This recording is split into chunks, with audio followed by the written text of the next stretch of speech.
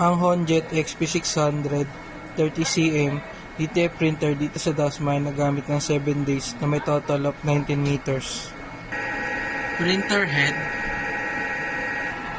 capping, head clean,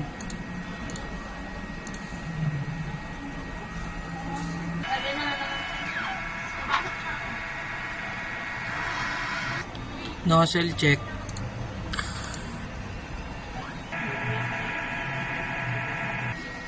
ang ink system ay nasa tamang level.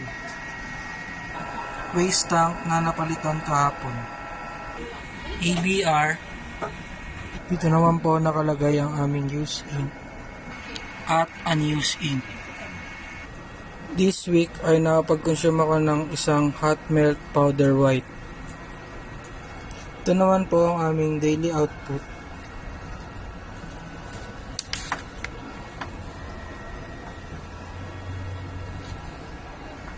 At printer daily checklist.